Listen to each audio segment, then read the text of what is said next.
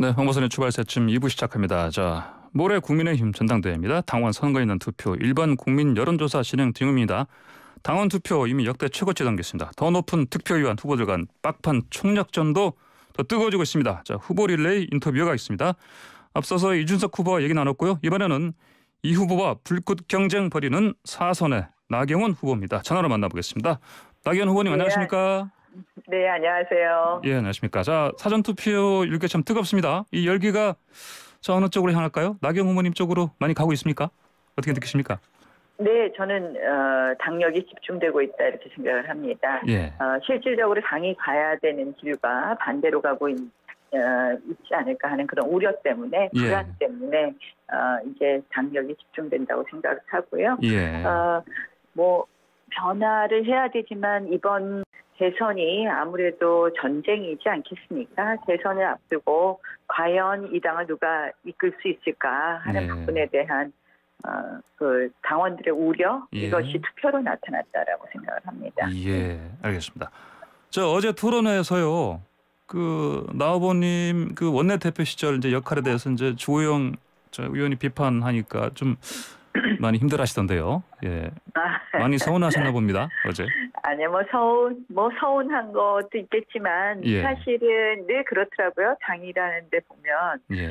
개혁이라고 얘기하시는 분들 는 어려울 때는 다 어디 가셨는지 모르고 세월이 좋으면 다 나타나시더라고요. 아. 조호영 의원님한테 꼭 이야기하는 건 아니지만 예. 사실은 우리 당이 괴멸의 위기에 놓여 있을 때는 예. 보이지도 않고 또 문재인 정권의 지지율이 높을 때는 문재인 정권에 대한 문제점에 대해서 한마디도 말씀 못 하시던 분들이 세월이 좋아지면 늘 나타나시고 네. 또 늘 당내 개혁 세력이라는 분들은 당에 대한 소위 총질이라고 보통 얘기하죠. 내부 총질. 예, 예. 네. 내부 총질에는 목소리가 높고 상대방에 대한 비판에는 참 목소리를 찾기 어려운, 그래서 앞장서서 문재인 정권의 잘못된 점, 그리고 문재인 정권 방식대로 하면 국민들의 삶이 어려워질 거라는 것을 지적했고 그것을 싸울 때는 사실은 예. 이야기 안 하셨다가 이제 늘 다 예전에 너무 강경투쟁했다고 하시니까 네네. 그때 우리가 투쟁하지 않았으면요 5년 만에 정권 교체를 얘기할 수 없다고 생각을 합니다. 예. 사실 광화문 광장에 온 국민이 나가서 조국 사퇴를 요구하고 하는데 우리가 그 일을 같이 안 했다? 그거는 야당으로서의 존재 이유가 없죠. 그래서 참 그런 여러 가지 늘 되풀이되는, 어떻게 보면 당내 늘 당내 개혁 세력과 당내 묵묵하게 당을 지키는 세력 간의 서로의 입장차, 시각차에 대한 것이 드러나서 안타까웠습니다. 아니, 지금 말씀하시면서 또 어제처럼 아닙니다. 왜 자꾸 저를 아니시죠? 만드세요? 예, 알겠습니다. 근데 예, 자꾸 이제 이런 공격 받으시면 그 당시에 이제 이런저런 악영 맡으신 거 좀 후회되진 않으십니까? 당연히 해야 되는 일이죠. 그때 그 일을 제가 안 했으면 저는 그때 그 일을 안 했다라면 지금 우리가 정권 교체를 이야기할 수 있었을까 하는 생각이 들고요. 저는 이제 그 당시 우리가 책임을 다하려고 했던 노력에 대해서는 후회가 없습니다. 다만 이제 일부 또 어떤 부분은 지나치다고 비춰진 부분에 대해서는 저도 분명히 수용해야 될 부분은 수용해야 되겠죠. 그러나 큰 틀에서 그 당시는 어떻게 보면 우리 보수 자체도 엄청 분열되어 있었거든요. 탄핵 이후에 정말 우리 당이 괴멸할 뻔했던 데를 지키기 위한 처절한 노력이었고, 또 기억하실지 모르겠지만 제가 원내대표 교섭단체 연설에서 처음으로 문재인 정권의 대북 정책에 대해서 비판했습니다. 김정은의 수석 대변인이라는 이야기를 듣지 않게 해달라 이런 이야기를 했었는데요. 그때 여당이 반발이 거셌는데요. 지금 문재인 정권 4년 지나고 나서 보면 대북 정책 결국은 실패했다는 것이 나타나고 있지 않습니까? 그래서 그런 것을 보면 뭐 용기 있게 그때 해야 될 일을 잘했다 이렇게 자평합니다. 예, 알겠습니다. 나 후보님께서 그 원내대표 시절에 그 보수 분열이 심했다 말씀하셨는데 지금도 비슷합니까? 어떻게 보십니까?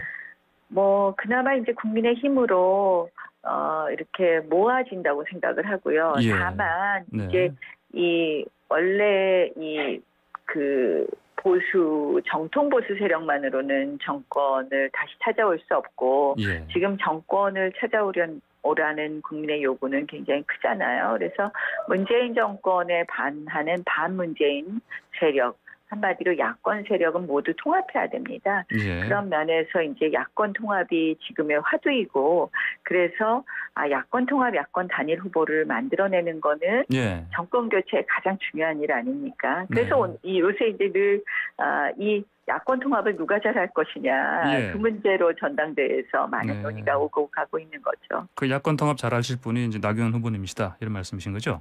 네, 그렇습니다. 예, 알겠습니다. 예. 자, 어제 토론회에서도 사실 그 핵심 주제가 윤석열 전 검찰총장 영입 문제 아니었습니까? 그 이제 어제 그렇죠. 야권 통합의 하나의 가장 중요한 또 과제이죠. 예. 네. 근데 이제 윤석 후보 향해서 야권 분열을 일으킨다 이렇게 비판하셨는데 이 후보가 그 나 후보님 보시는 것처럼 윤 전 총장 배제하는 거 확실해 보입니까? 제가 이제 몇 가지 뭐 토론하면서도 느꼈는데요. 예. 이 후보는 역시 뭐 아무래도 유승민 대통령을 만드는 게 꿈이라고 1년 전에까지도 예. 말씀하셨고, 뭐 지금도 별 그 입장에는 다름이 없다고 생각을 합니다. 예. 그래서 윤석열 후보를 이제 깎아내리는 듯한 표현이라든지 예. 또 윤석열 전 총장에 대한 민주당의 네거티브 공세에 대해서 마치 사실로를 인정하는 듯한 그런 발언들. 그러니까 방어는 해주지만 내용의 기본은 사실로 인정하는 듯한 발언들. 네네. 이런 것이 앞으로 윤 전 총장의 영입을 좀 주저하게 하는 것, 입당을 주저하게 하는 것이 되지 않을까, 입당을 주저하게 하는 것이 되지 않을까 하는 우려를 말씀을 드렸던 것이고요. 예. 그런데 이런 거죠. 뭐 본인의 그 정시버스의 버스 출발에 화답해서 예. 우리 당에 입당하기로 했다. 또는 뭐 윤석열 전 총장의 장모와 관련된 이야기가 뭐 형사처벌을 받게 되면 이 부분에 대해서 윤 전 총장도 책임을 져야 한다. 예. 이런 말들은 사실은 그 이번 선거 네거티브를 할 것으로 다 보이잖아요. 왜냐하면 열세인 경우에 민주당이 늘 했던 것이 네거티브 선거이고요. 그랬을 때 우리가 울산시장 선거 같은 걸 보면 없는 것도 만들어내거든요. 예. 그런데 마치 어떤 의혹이 있는 것처럼 발언하는 것. 이런 부분이 조금 뭐 저는 그렇게 보인다. 뭐 상당히 그렇게 보인다. 또 예. 김종인 위원장 또 최근에 김종인 위원장을 모시고 오겠다고 늘 윤석 후보는 그랬는데 네네. 김종인 위원장은 또 별의 순간은 같다. 네. 뭐 검찰총장이 대통령 된 적이 없다. 이런 예. 발언을 하시니까 결국은 이제 모두들 어떻게 보면 윤석열 전 총장을 좀 배제하는 듯한 입장을 취하고 그러면 윤 전 총장으로서 이 당에 가서 내가 정말 공정한 경쟁을 할 수 있겠느냐 이런 회의적인 생각을 하지 않겠냐 그런 말씀입니다. 알겠습니다. 네, 지금 방포선의 출발새 아침 나경원 국민의힘 당대표 후보와 인터뷰 중인데요. 유튜브로 보이는 라디오 함께할 수 있습니다. 방송 중에 의견 주실 분들은요. 샵 0944번 50원 유료 문자 보내주시기 바랍니다. 자, 나 후보님. 어제 그 방송 토론회 끝나시고 혹시 윤 전 총장과 통화하신 적이 있습니까? 아닙니다. 앞으로는 뭐 어떻게 혹시 소통 어떻게 하실 겁니까? 아니 제가 이 검찰총장에 그만두고 정치를 할 것 같은 의사를 표시한 다음부터 소통하기 시작했고요. 저는 뭐 윤 전 총장뿐만 아니라 안철수 당대표하고도 소통을 종종 한다는 말씀을 드립니다. 뭐 윤 전 총장하고도 매일 소통한 거나 그런 건 아니고요. 제가 뭐 몇 가지 사안에 대해서 소통할 일이 있을 때 소통을 한 것이고요. 그렇습니다. 그동안에 소통하신 걸로 봤을 때 윤 전 총장의 그 국민의힘 입당 의지는 확실해 보입니까? 궁극적으로는 국민의힘에 올 수밖에 없는 것 아닌가라는 생각이 있다고 저는 보고 있고요. 그러나 지금 우리 전당대회에서의 나타난 여러 가지 모습이나 이런 것 때문에 오히려 국힘 입장이 좀 늦어지지 않을까 이런 생각도 조심스럽게 해봅니다. 예. 제가 뭐 라디오를 통해서나 이런 예. 때 그분의 입장을 전하는 것은 바람직하지 않다고 생각을 하고요. 예. 또 소통한 것에 대해서 전당대회 전에 제가 그대로 전화하는 것은 맞지 않다고 생각합니다. 예, 알겠습니다. 자, 그리고요, 지금 저 문자 메시지 때문에 지금 논란이 일고 있는데 어떻습니까? 이준석 후보가 그 문제 제기를 했고요. 저도 조사를 해봤는데 우리 캠프에서는 뭐 특별히 지금 뭐 명단이 어디 우리가 이제 안심번호 명단을 봤는데요. 유출된 적이 없고요. 저는 뭐 사실 이런 부분에 대해서 이준석 후보가 특정 캠프가 유출했다는 식으로 해서 저희 캠프가 마치 유출했다는 것처럼 이야기를 하는 거 보고 참 젊은 정치가 이런 정치인가 하는 생각을 했습니다. 이런 부분에 문제가 있다면 당연히 이 선관위나 이런 부분 당 내부적으로 문제 제기를 하면 될 텐데요. 마치 우리 캠프가 유출한 것처럼 이야기해서 참 어이가 없었고요. 저도 이거 철저하게 사실 조사를 했으면 하는 생각입니다. 알겠습니다. 나 후보님 이게 시간이 훌쩍 지나가 버렸습니다. 그래서 지금 마지막으로 하나 더 질문 드리고 좀 마쳐야 될 것 같습니다. 그 현안인데요.